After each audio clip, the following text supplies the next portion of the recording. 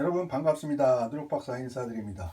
제가 내일 영상 그러니까 전통주 압력 수술을 한 번에 끝내기 영상을 드리기로 했었는데 오늘 마침 제가 담은 술을 덧술을 합니다. 그래서 덧술하는 장면을 어떻게 덧술하는지 이렇게 덧술하는 방법도 있다는 걸 소개해드리기 위해서 영상을 찍게 됐습니다. 이 주방문, 이 술 미는 방법은 새로운 방법인데요. 우선 침지미를 이용한 방법입니다. 우선 사용하는 쌀량은 맵쌀 2kg, 찹쌀 6kg, 약선누룩 500g을 사용합니다.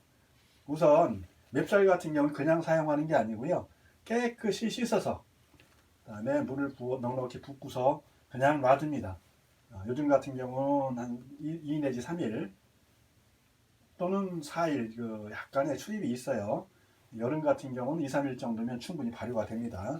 발효가 되면 발효된 맵쌀을 꺼내서 출곡을 해서 채반에 받쳐서 물기를 쭉 빼줍니다. 대략 1시간 정도 빼주면 물기가 쭉 빠집니다. 그럼 우리가 늘 하던 대로 압력솥에다 밥을 짓습니다. 압력솥에서 27분 고두밥을 짓고요. 그 다음에 고두밥이 다 지어져서 15분쯤 경과한 뒤에 뜸이 들고 뜸이 드는 과정에 자연스럽게 압력솥에 압력이 빠지면 압력이 빠진 걸 확인한 뒤에 찬물 2리터를 넣어줍니다. 찬물 2리터를 넣고 주걱으로 잘 섞어준 다음에 완전히 식으면 그때 일전에 했던 방법에서 보여드렸던 대로 그 위에 약선누룩 500g을 뿌려주고 주걱으로 저어줍니다. 저어준 다음에 다시 한 2-3시간 후에 다시 한번 뚜껑을 열고 주걱이 들어가는 데까지 저어주고요. 다시 뚜껑을 닫고 그냥 놔둡니다. 액화, 당화시키는 과정이라고 말씀을 드렸죠. 그런 다음에 맵쌀 같은 경우는 시간이 좀 느려요. 느리기 때문에 한 10시간 뒤에 해줘도 되긴 하는데 좀 넉넉하게 해주시는 게 좋아요. 그래서 저는 시간을 바꾸면 자꾸 혼선이 오기 때문에 10시간 뒤에 밑에 바닥까지 완전히 한번 주걱으로 뒤집어 줬습니다. 그런 다음에 3일 뒤에 전체적으로 술뜻을 다 저어준 다음에 큰 발효통에 옮겨서, 왜냐하면 20인용 압력솥에는 최대 3kg밖에 할 수 없다고 말씀드렸죠. 그렇기 때문에 큰 발효통에 옮겨서 1월 23일 날 16시 30분, 오후 4시 30분에 찹쌀 2kg을 고두밥 쳐서 식힌 것과 합쳐서 1차 덧술을 해줬습니다. 그리고 나서 오늘이 1월 24일이죠. 4일 지금 10시 22시 00이 지나고 있는데요. 지금 이제 오늘 오전에 쪄서 아침 일찍 쪄서 식혀놓은 찹쌀 4kg로 고두밥을 하려고 좀 준비 중에 있습니다. 아까 말씀드린 대로 이건 원래 침지미 2kg 고두밥 찌고 냉각시킨 다음에 그 다음에 찹쌀 6kg를 쪄서 냉각을 시켜서 같이 버무리는 건데 누룩 500g을 넣고, 요거는 이번에는 특별히 제가 중량법을 잘 안 합니다만 특별히 솥과 발효 용기가 부족한 관계로 어쩔 수 없이 중량법을 하게 됐습니다. 그래서 제가 잘 쓰지 않는 중량법, 덧술하는 그 방법을 여러분들한테 소개를 해드리려고 합니다. 이 방법을 보시면 이렇게 덧술해도 술이 될까 하시는 분들이 계실지 모르겠는데 이 방식으로 합니다. 이번에도 마찬가지로 주걱만 가지고 제가 덧술을 합니다. 지금 덧술하는 찹쌀 4kg는 20인용 압력솥에다가 마른 찹쌀 4kg를 깨끗이 씻어서 지난번에 보여드렸던 것처럼 쌀뜨물이 완전히 없어지고 맑은 물이 나올 때까지 깨끗이 헹군 다음에 바닥에 채망, 얼개미를 받치고 물기를 쭉 따라낸 다음에 채망에 흘러내린 찹쌀을 솥에 털어 넣고 거기다가 물 3.2T를 넣고 그다음에 50분 동안 증자 고두밥을 쪘습니다.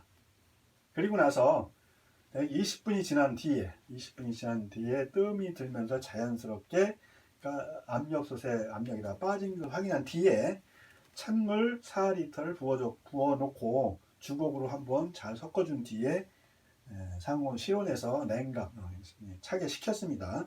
지금 다 식었기 때문에 이제 지금 덧술을 하려고 준비 중입니다. 그럼 덧술을 하는 걸 보여드릴게요.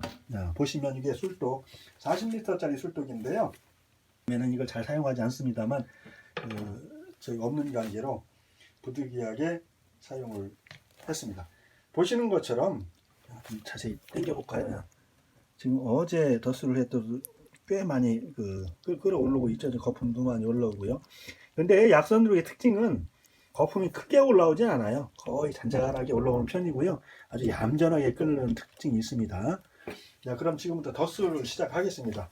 덧술에 필요한 거는 다른 게 없어요. 주걱 하나, 받칠 수 있는, 왜냐면 떨어지면 일이 번거로워지니까 이렇게 보여드릴게요. 이렇게 받치고서 이렇게 떠서 넣는 거예요. 보시는 것처럼 누룽지 약간 보이죠? 잠시만요. 요건 큰 문제가 되지 않습니다. 이렇게 하신 다음에요, 어렵게 하실 거 없어요. 보세요. 이미 이 벽면, 발효통, 발효 항아리, 발효조 등등 불리는데 벽면에 놓고 지금 액이 생겼기 때문에 이렇게, 그리고 이 찹쌀고두밥도 물을 부어는 거기 때문에 살짝만 해주면 제가 말씀드린 대로 설렁설렁 말 그대로 밥알은 손상이 되지 않고 밥알과 밥알의 나달 사이가 뭉쳐있던 게 다 떨어지는 상태가 되는 거죠. 그 상태로 되면 됩니다. 자,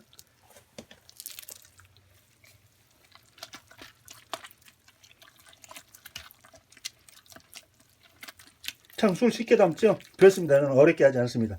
늘 말씀드리는 건데요.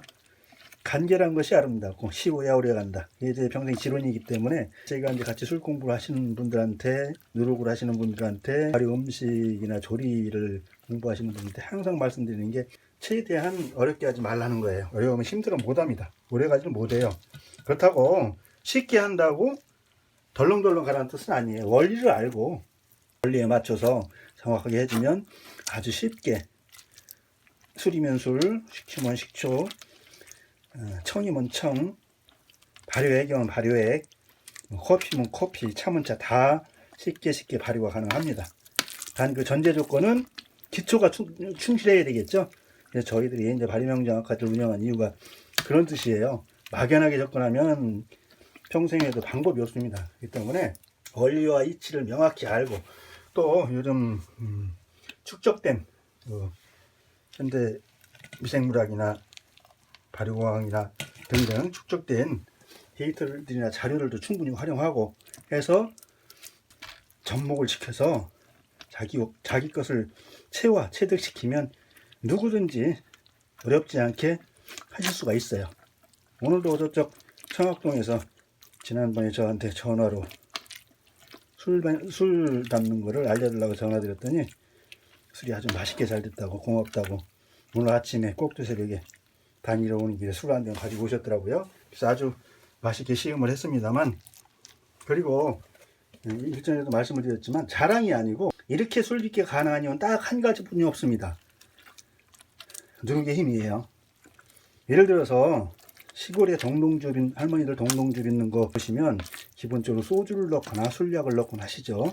아니면 누룩량이 굉장히 많습니다. 그 이유는 다른 게 없어요. 그 이유는 다른 게 없습니다. 술이 잘 안 되니까 그런 거예요. 아까운 공을 버리니까. 그렇지만 누룩이 제대로 잘 띄워진 누룩은 그런 걱정하지 않아도 지금 보시는 것처럼 이렇게 주걱만 가지고도 술기는 덧술도 가능하고 밑술도 가능하고, 밑술 하시는 거 보셨잖아요. 그렇죠? 밑술 하실 때 제가 할 때도 주걱만 가지고 했지 않습니까? 덧술도 마찬가지예요. 굳이 뭐 치대고, 저는 제 양조법에서는 치대는 게 없습니다. 단지 이화주 만들 때, 동정춘 만들 때 어쩔 수 없는 그 옛날 주방문을 따라갈 때는 그분들의 법이기 때문에 따라가야 되지만 제 양조법에서 그건 없습니다. 이 방식으로 이렇게 제 밑에 요 그릇을 받쳐주는 이유는 다른 게 없어요. 하시다가 떨어지면 설거지하고 청소해야 되잖아요. 그 방지하기 위해서 주걱 밑에 받쳐주고 하면 설령 어쩌다 떨어져도 이 안에 있기 때문에 아주 위생적으로 품 안 들이고 해결이 가능합니다.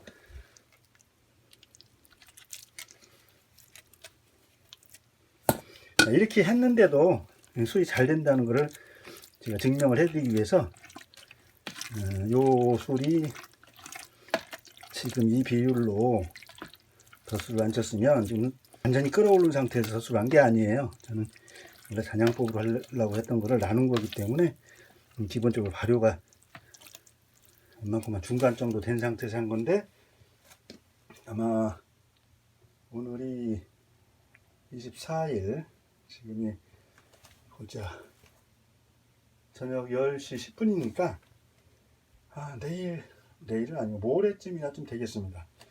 모레쯤 되면 약선 누룩이 왕성하게 끓어오를 때 어떤 상태가 되는데 모레 저녁쯤이 될 것 같아요. 좀 빨라질 수도 있고요. 근데 이 상태를 봐도 이건 주방에 넣어놨기 때문에 주방을 우리가 어떻게 여기서 조리하는 시간이 많으냐 아니면 비워두는 시간이 많으냐에 따라서 변수가 있어요. 그만큼 온도에 영향을 받는 거죠. 에너지에. 그래서 출입이 있기 때문에 쓰지 않고 그냥 놔둔 상태 같으면 모레쯤이 될 텐데, 혹시라도 중간에 불을 켜고 조리를 많이 하게 되면 전체적으로 기온이 공기가 따뜻해지기 때문에 좀 빨라질 건데요. 내일 저녁이나 모레 저녁쯤에는 주발효가 될 겁니다. 그러면 그때 상태를 봐서 약선 누룩이 주발효될 때 어떤 상태가 되는지 한번 소개를 해드리도록 하겠습니다. 저는 그럼 이거 마치도록 하고요. 그 다음에 이제 나머지 과정은 거의 없습니다. 지금 4분의 3 정도가 다 됐어요. 조금만 더 하면 되는데 지루하실 것 같으니까 마무리를 하고요. 이런 건 항상 화풀이 있으면 긍정적인 영향을 미치지 않아요. 그렇기 때문에 깨끗하게 정리해 주시는 게 좋습니다. 마무리하고 여기 맨 마지막에 압력솥에다가 찬물을 한 500cc 정도 붓고서 주걱으로 거기 붙어있는 고두밥들 전부 다 갈무리를 해서 넣어주고 섞어주고 이제 마무리를 할 겁니다. 약속드린 대로 내일은 예정대로 점심에 일정이 있어 다녀와서 저녁에 제가 어제 압력솥에 앉혔던 술 발효 상태 보여드리고, 그 다음에 이제 1월 30일 날 토요일 날 걸리기 전에 내일 저녁에 한 번만 저어주면 더 이제 손볼 게 없어요. 그 상태 보여드리겠다는 말씀을 드리면서 오늘 여기까지 마치겠습니다. 혹시라도 누룩 박사가 덧술을 할 때 어떻게 덧술을 하는지 궁금해 하시는 분들이 계실 것 같아서, 마침 이런 기회가 많지 않기 때문에 오늘 급히 영상을 올려드렸습니다. 오늘 여기까지 마치고요. 내일 저녁에 약속드렸던 대로 어제 그제 담았던 압력솥에 담은 찹쌀 2kg를 고두업쳐서 압력솥에 직접 담고, 그 다음에 2번 저어준 다음에 지금 기다리고 있는, 충분히 액화 당화 발효가 돼서 안에서 대류가 생길 때까지 기다리고 있는 술덫을 내일 저녁에 저어주는 과정을 직접 소개를 해드리기로 하면서 오늘 여기서 마치겠습니다. 여러분 오늘도 좋은 꿈길 되시기 바랍니다. 그럼 내일 저녁에 뵙겠습니다. 고맙습니다.